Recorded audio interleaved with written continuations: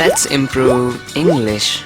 आप सभी का स्वागत है लेट्स इम्प्रूव इंग्लिश चैनल पर। इस चैनल में हमेशा मैं आपकी इंग्लिश को इम्प्रूव करने के पूरे प्रयास करता हूं, आज भी करने वाला हूं। कुछ सेंटेंसेस के थ्रू आपको कुछ फ्रेजेस बताऊंगा, क्योंकि आपको सेंटेंसेस पसंद है, आपको एग्जांपल्स पसंद है। मैं आपको फ्रेजेस बताऊंगा, एग्जांपल्स होंगे, सेंटेंसेस होंगे, जो डेली यूज सेंटेंसेस है, आपको रोज या फिर कभी कभी बोलने की उनको जरूरत पड़ती है। देखिए पहला सेंटेंस, भाई जो है वो है, जो है वो है, कहते हैं ना वैसे, जो है वो है। It is what it is, it is what it is, simple, it is what it is, जो है वो है। जैसे ही तुम पंखा बंद करते हो ना, मेरे पूरे शरीर में पसीना आने लगता है, बहुत गर्मी लगती है यार मुझे। जैसे तुम पंखा बंद करते हो, मुझे पूरे शरीर में पसीना आने लगता है। कैसे कहेंगे इसे? As soon as you turn off the fan I start sweating all over. As soon as you turn off the fan, I start sweating all over. All over मतलब पूरे शरीर में मैं बात कर रहा हूँ कि मेरी पूरी बॉडी में मुझे स्वेट होने लगता है। I start sweating, पूरे बॉडी में पसीना आने लगता है। फ्रेंड्स यहाँ पर मैं आपको बता दूँ, यहाँ पर यूज हुआ है as soon as you turn on the fan. As soon as का यूज अगर आप अच्छे से समझना चाहते हैं तो उसके ऊपर मैंने बहुत मस्त सी वीडियो बनाई हुई है, आप उस वीडियो को देख सकते हैं। आपको बहुत अच्छे से समझ में आ जाएगा कि as soon as का यूज कैसे होता है। काफी समय पहले बनाई थी मैंने, अब ये भी नहीं है कि 100 साल पहले बनाई थी, 6-7 महीने पहले बनाई होगी। तुमने कोई बुरा सपना देखा होगा, तुमने कोई बुरा सपना देखा होगा। You must have had a bad dream, you must have had, यहां पर देखो मस्ट हैव और फिर हैव की third form had. Must have जब हम बताते हैं इसका मतलब होता है पास्ट में कुछ पॉसिबिलिटी हम बता रहे हैं कि शायद ऐसा हुआ होगा, और ये पॉसिबिलिटी बहुत स्ट्रांग है। अगर ये पॉसिबिलिटी स्ट्रांग नहीं होती तो माइट का यूज करते, you might have seen a bad dream. लेकिन मैं कह रहा हूं you must have seen a bad dream, तुमने जरूर कोई बुरा सपना देखा होगा। यू मस्ट हैव सीन, और सीन भी कह सकते हैं और हैड भी बोल सकते हैं। सपना देखना, सपना देखने के लिए to see a dream, to have a dream, दोनों ही बोल सकते हैं हम। तो यहाँ पर मैं दोनों बोल सकता हूँ। You must have seen a bad dream, you must have had a bad dream. और बैड ड्रीम के लिए हमारे पास इंग्लिश में एक अलग से वर्ड बनाया गया है, उसे कहते हैं नाइटमेयर। जी हाँ, नाइटमेयर, शायद आपने सुना भी होगा उसे। You might have heard about it. देखा, माइट हैव को यूज किया मैंने, पॉसिबिलिटी कम है, मुझे पता नहीं है ना ढंग से कि आपने सुना है कि नहीं सुना, इसलिए might have. You might have heard about this nightmare. Nightmare का मतलब होता है बैड ड्रीम। भूत की फिल्म देखने के बाद मुझे बुरे बुरे सपने आते हैं। After watching horror movies I have nightmares. After watching horror movies I have nightmares, मुझे नाइटमेयर्स आते हैं। और फ्रेंड्स याद रखना है, नाइटमेयर सिर्फ एक बुरे सपने को ही नहीं, बल्कि कोई भी सिचुएशन, कोई रियलिटी में कोई सिचुएशन है बहुत अनप्लेजेंट हो जाती है, बहुत ज्यादा खराब हो जाती है, तो उसे आप नाइटमेयर कह सकते हैं। जैसे उन लोगों के साथ मुझे डील करना तो ना एकदम नाइटमेयर था, यानी बहुत खराब था, मैं परेशान हो गया एकदम। Dealing with those people was a nightmare for मी, मेरे लिए नाइटमेयर था। सो नाइटमेयर एक अनप्लेजेंट सिचुएशन को भी कहा जा सकता है, जो बहुत ही खराब है, जिस सिचुएशन से निपटना मुश्किल होता है, उसे हम नाइटमेयर कह सकते हैं। मुझे अपने बेटे को डेंटिस्ट तक ले जाना बहुत भारी पड़ जाता है, बहुत मुश्किल काम पड़ जाता है।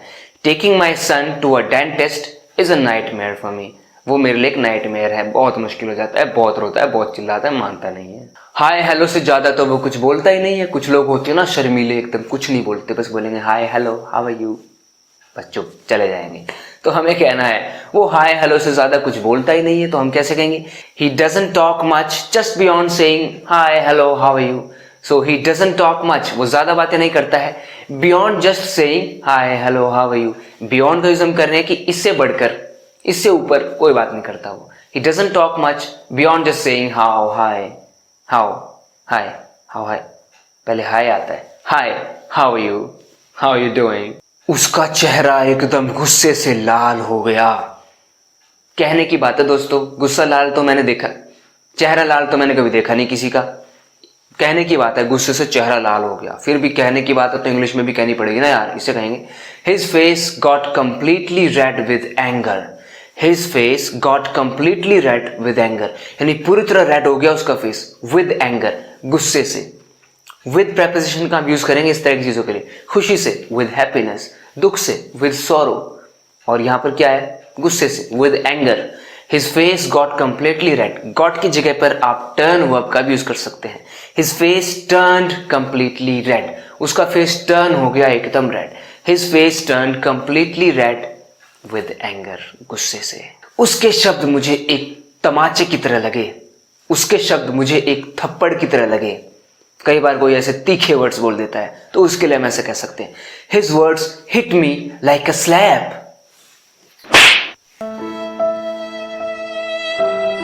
क्यों बोला उसने ऐसा, क्यों?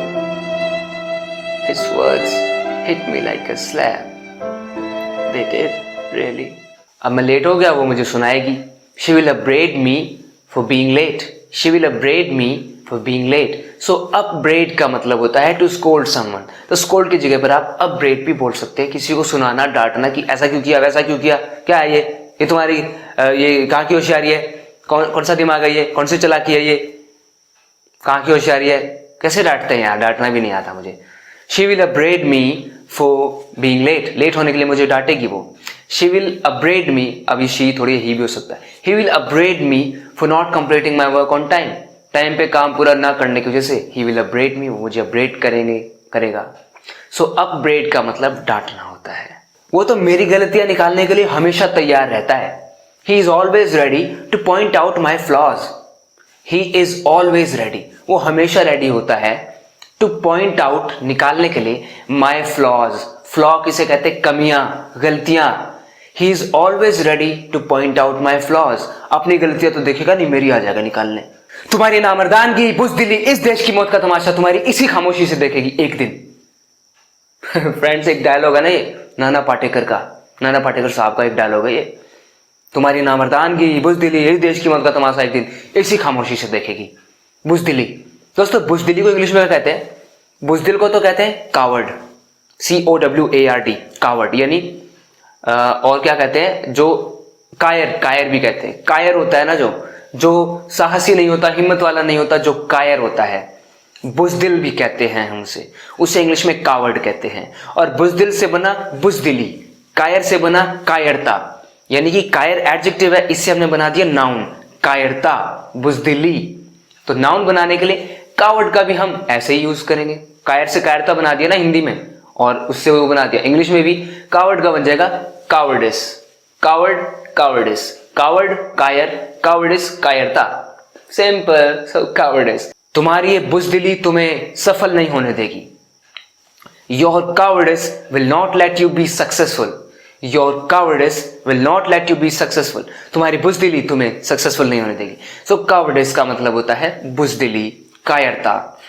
मुझे उसकी कायरता बिल्कुल भी पसंद नहीं आई। I didn't like his cowardice at all. Cowardice किसको पसंद आती है यार? अपने दुश्मन को हरा के आना, कायरता मत दिखाना, बुज़दिली मत दिखाना।